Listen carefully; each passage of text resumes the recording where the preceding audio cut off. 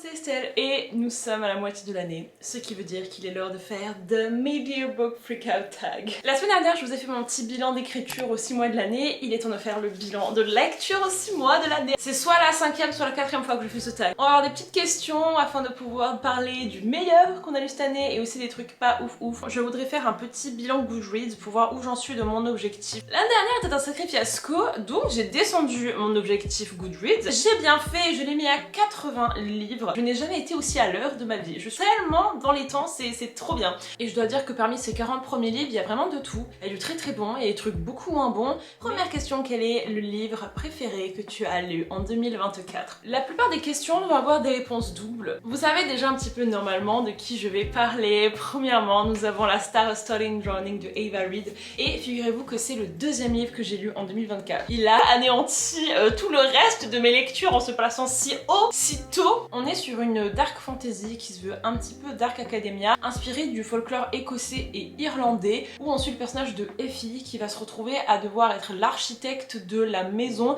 de ce grand auteur national reconnu, qui est aussi son auteur préféré. Le truc c'est qu'en fait cet auteur est décédé, du coup sa maison tombe en ruine, et au fur et à mesure en fait qu'elle va parcourir la maison, elle va se rendre compte que ce gars qu'elle a vraiment placé en tant que héros, en tant que modèle dans sa vie, est en fait un enfoiré de première, et ça va être un énorme choc pour elle. Et elle va aussi tomber sur plein de secrets par rapport au livre qu'il a écrit et qui a fait tant parler. Et aux côtés de Preston, qui est cet étudiant en lettres qui est là pour écrire une thèse justement sur cet auteur, ils vont enquêter sur ce mec pendant que la tempête menace d'emporter la maison au bord de la falaise. Ce livre est hyper complexe parce que en même temps on a tout le royaume, c'est un peu bizarre parce qu'en fait un royaume mais qui ressemble à chez nous, vous voyez, ils ont des écoles, des universités, ils ont de la technologie, ils ont à peu près tout. C'est juste qu'on ajoute des éléments magiques. Ici on a des faées. C'est pas les faées sexy genre Wilson et compagnie, non, c'est des faées horribles qui font peur, et Effie les voit. Depuis qu'elle est toute petite, elle pense qu'elle est folle, et la seule personne qui comprend ça, c'est justement cet auteur, puisque dans le livre, le personnage principal voit aussi les monstres. Mon truc préféré, ça a été de voir l'image qu'elle se faisait de cet auteur tomber. Faire face à la réalité quand tu es fan de quelqu'un, c'est tellement hard. J'ai vraiment aimé ces vibes, mais hyper angoissantes. Une partie de la population va finir sous l'eau, il y a des drownings, et là il guette le moment où encore une fois l'eau va monter. C'est très bizarre, c'est très glauque, c'est très vibe. Franchement, il se passe pas grand chose, ils sont là dans ce manoir. Il y a rien de très glamour dans ce livre. Ça change tellement, c'est tellement original. Et la plume,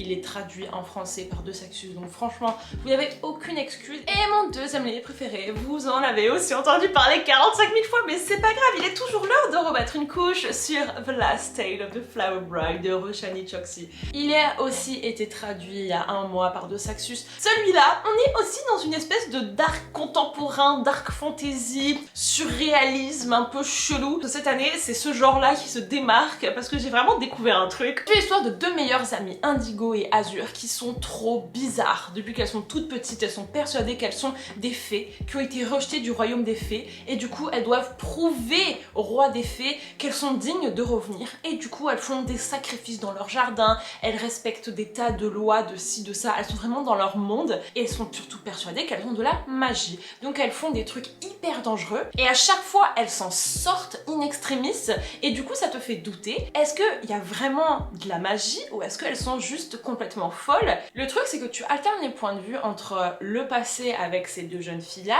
et le futur où il ne reste plus que Indigo qui rencontre ce mec et qui va devenir complètement obsédé par elle. Leur relation est pas vraiment sur un pied d'égalité. Depuis le début elle lui dit de ne poser aucune question, de ne jamais lui demander d'où elle vient, comment elle a grandi, et de rester dans l'ignorance parce que ignorance is bliss, et lui il est complètement envoûté et il le fait. Ça va durer quelques années, sauf qu'à un moment donné il va tomber sur des trucs et il va se dire ok, je crois que ma femme est un démon, et il va notamment se rendre compte qu'il y avait cette fille Azur lorsqu'elle était petite, sauf que personne ne sait ce qu'elle est devenue. C'est pas du tout le genre de livre que j'ai d'habitude. Comme vous voyez, il n'y a pas forcément de romance entre notre gala et Indigo. Vous n'êtes pas du tout là pour la romance, vous êtes surtout là sur le fait qu'il soit envoûté, le fait qu'il se pose pas de questions, mais que tu ne peux pas en fait tenir à vie sans te poser de questions. Quand on a les flashbacks, les deux petites, tu les vois grandir et tu les vois aller au collège, aller au lycée, ah ok, mais ça se passe vraiment, enfin, dans notre monde, dans le présent. Mais en même temps, elles sont tellement, mais captivées dans leur univers, t'as l'impression que c'est une fantasy, alors que c'est un contemporain. Et ce décalage-là, c'est vraiment ça qui m'a conquis. Ça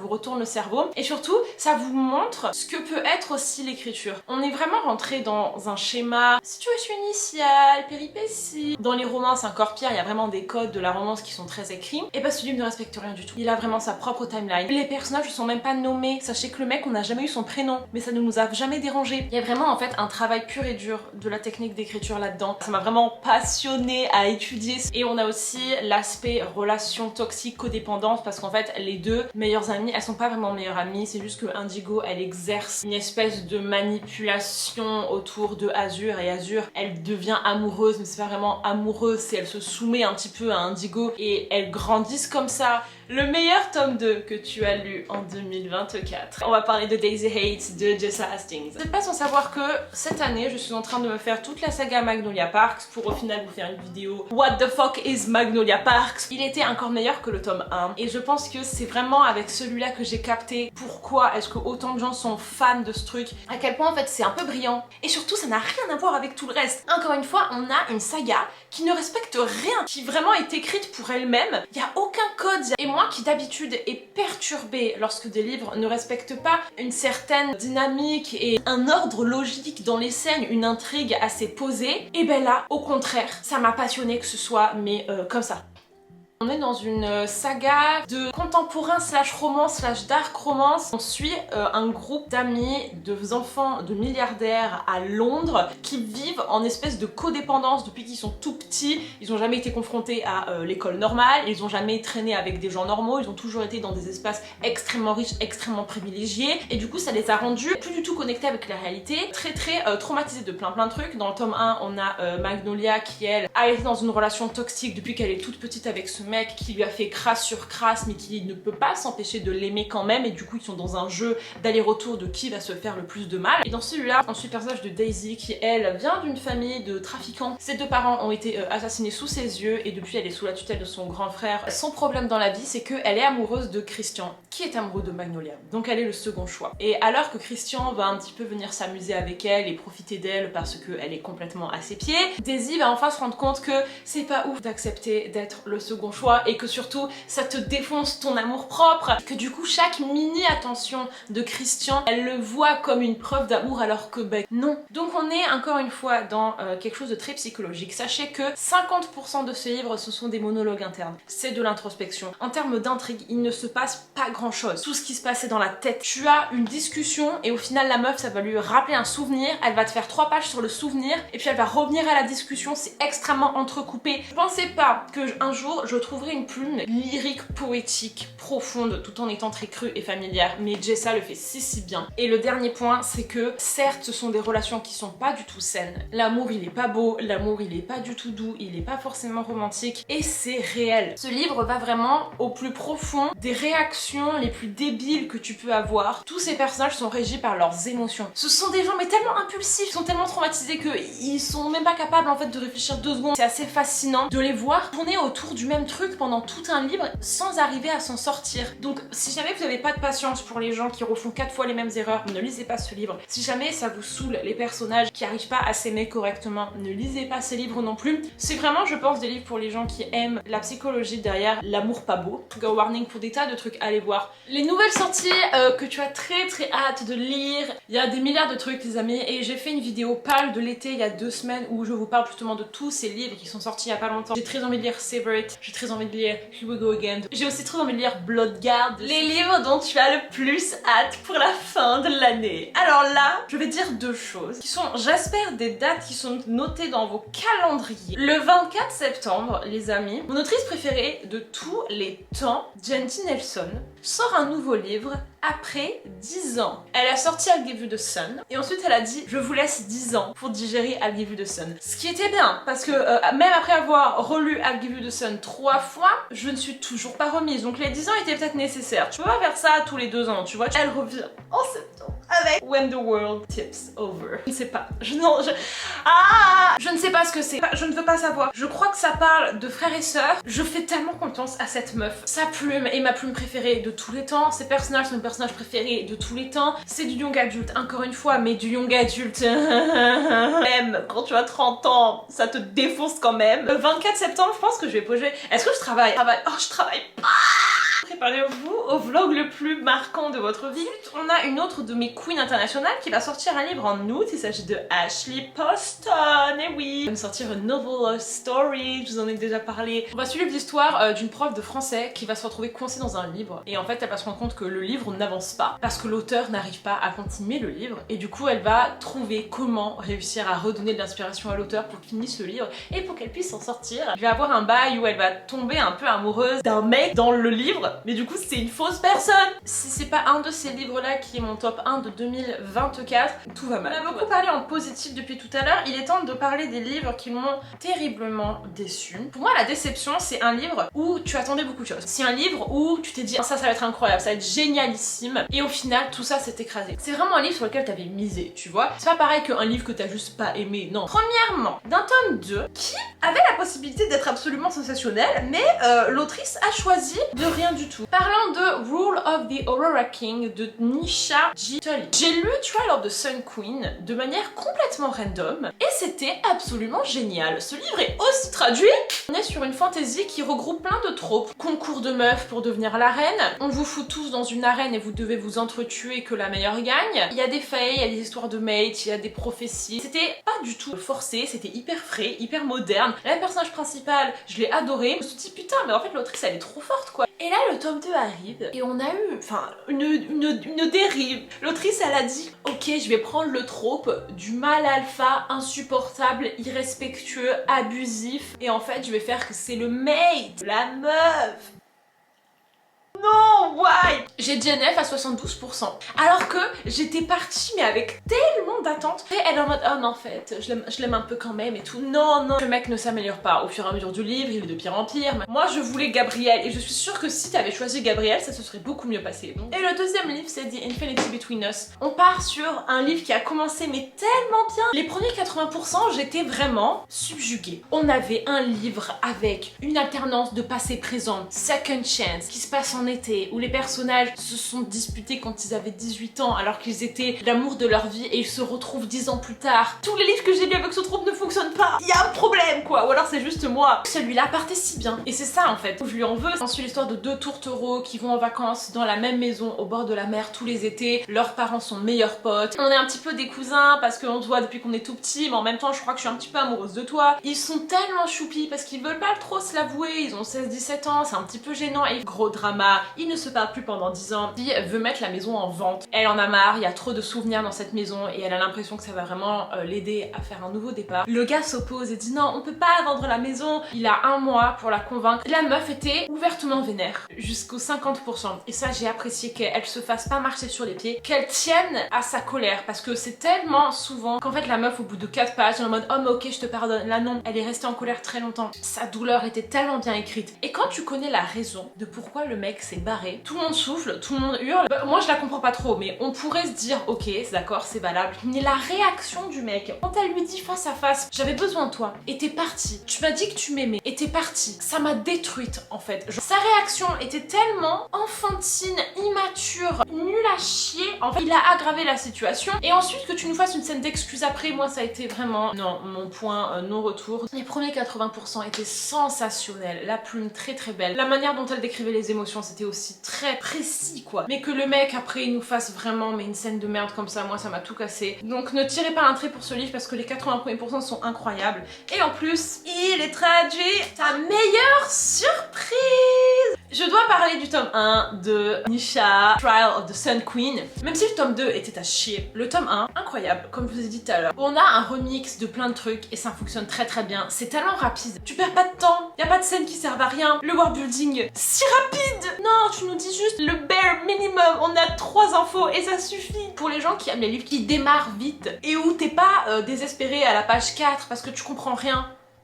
que notre personnage principal féminin, elle avait un chill attitude que j'ai adoré et surtout elle se faisait vraiment pas chier, elle se posait pas 10 000 questions. La meuf elle a vécu 10 ans en prison parce que ses parents ont fait je ne sais quoi du coup. Et la meuf elle est nulle, elle n'a jamais été entraînée de sa vie et elle manque de mourir à chaque épreuve. Elle ne gagne pas le concours. Il y a tellement de livres de concours où l'humaine face à tous les vampires gagne. Ça moi ça me pète les... Enfin non j'en ai marre, soyez réaliste. Okay. Et enfin j'ai oublié, je vais chercher la deuxième big surprise qui va vous plaire. Il m'a fait tellement de bien. Bien sera la nuit de Léonore Larc. Je vais à Livre Paris pour soutenir Margot dans sa conférence et cette autrice est invitée à la conférence pendant 2 heures. Je la regarde et je suis d'accord avec tout ce qu'elle dit et je la trouve trop sympa, trop réelle. Et là elle prononce le mot magique. Elle dit qu'elle a écrit un livre où la meuf est vampire, elle est immortelle, elle est badass et le mec c'est un petit humain tout mimi. The Reverse. Vous savez à quel point je rêve des paranormaux reverse. Genre donnez-moi des meufs vampires avec des mecs humains. Je veux voir ce retournement en fait des rapports de force et ce livre là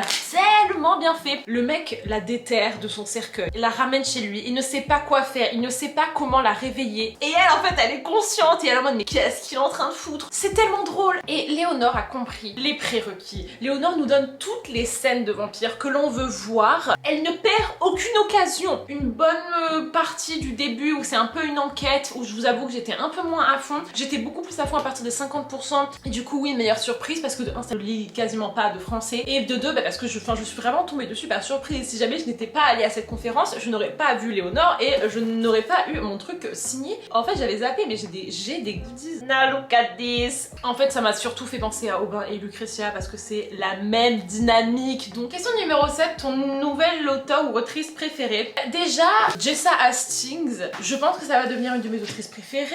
Ava Reed, c'était la première fois que je lisais de elle mais je vais lire tous ses livres à présent.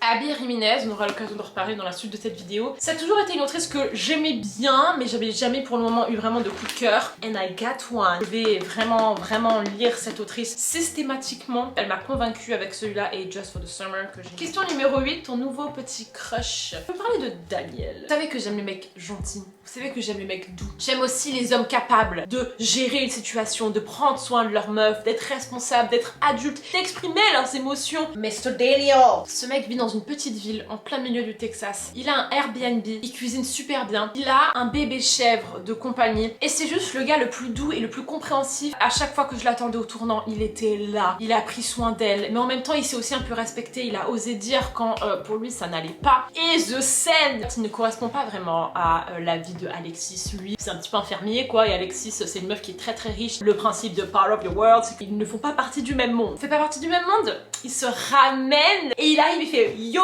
je suis là, t'as honte de moi, tu veux pas me montrer à tes parents, pas me montrer à tes potes, eh bien je viens. Et qu'est-ce que tu vas faire à présent? Et surtout il ne s'est pas démonté, il a fait face à l'ex de Alexis, aux parents de Alexis, aux amis de Alexis. Bonjour c'est moi, le petit copain de Alexis. Ce culot et ce move là, il est resté gravé en moi. Et un deuxième petit amoureux dont je dois vous parler, c'est Rory, le rêve de n'importe quelle femme. Ce mec était encore une fois très gentil, très doux, très dans la communication, mais surtout obsédé. Le mec était à genoux devant cette meuf durant tout le livre, voulait tout faire pour elle. On veut des hommes qui se plient en 4 pour nous. À chaque fois qu'il y avait la possibilité qu'il flanche ou qu'il fasse une connerie, lui non, il a choisi la solution du mec bien. Et c'était mais tellement satisfaisant. Ce mec est un exemple que vous pouvez être absolument très sexy et très attirant tout en étant très responsable, très mature et surtout dites vos émotions. Le mec qui lui a dit oh là là j'ai peur, oh là là je suis amoureux de toi, il ne s'en est jamais caché. Dès le début il était en mode mais oui je suis amoureux de toi, mais t'inquiète pas je vais à ton rythme. Et elle était un peu en mode oulala mais le mec est très sérieux, ça te dérange pas? Elle dit mais non mais moi je te le dis ouvertement, je suis amoureux de toi, j'ai adoré. Voilà. Ton nouveau personnage préféré. Et bien encore une fois je dois vous parler de Alexis de Part of Your World. Elle m'a fait péter un câble parce que elle était tellement coincée dans ses croyances limitantes, tellement coincée dans ses relations abusives familiales que je voulais la secouer, je voulais lui donner une claque, je voulais lui dire mais meuf réveille-toi, tu n'as pas besoin de tes parents, tu n'as pas besoin de tes amis de merde, la seule personne dont tu as besoin c'est Daniel. J'ai été tellement en colère contre elle parce que je me suis un petit peu reconnue en elle, de penser en fait que il y a que ça qui existe, de penser que tu dois absolument faire plaisir aux autres, que tu dois absolument avoir une belle image, que si tes parents veulent que tu fasses ça, il faut que tu fasses ça, de en fait rester sur ce chemin qui est attendu de toi, d'avoir si peur de perdre l'amour de quelqu'un que tu vas tout faire pour eux. Alors que non, si tes parents c'est de la grosse merde et qu'ils te manipulent, tu n'as pas besoin de les rendre fiers. Et arriver en fait à couper ce cordon là, c'est vraiment pas facile. Et ce livre parle aussi énormément de ça. Et oser dire non, même si tout le monde autour de moi veut que je le fasse, je vais dire non. Un livre qui t'a fait pleurer. Vous le verrez la semaine prochaine dans mon vlog de lecture d'auteur français. Les coquillages ne s'ouvrent qu'en été de Clara Hérault m'a vraiment anéanti. J'ai adoré ce livre. Clara elle rate jamais. Clara elle est trop forte. Elle a une manière de comprendre les êtres humains, je trouve, qui est tellement belle. Elle nous écrit une histoire où il n'y a pas en fait d'énormes problèmes, il n'y a pas d'énormes drames, mais c'est juste les petits drames que tu as quand tu es une ado. T'as juste envie en fait d'avoir ta place dans le monde. Et ça résonne tellement en chacun de nous. Et c'était si beau, si bien écrit, si juste. Et moi, enfin vraiment, Phoebe, toute la dynamique familiale entre deux sœurs, avec une mère, tous les problèmes de communication que tu peux avoir, surtout à ces âges-là. Pas en fait se sentir assez bien pour un gars alors que tu l'aimes de tout ton cœur et s'auto-saboter. Enfin bref, il y a tellement de choses qui sont dans ce livre. Et je dis pas ça parce que Clara c'est ma pote, je dis ça parce que c'était honnêtement un excellent livre, voilà.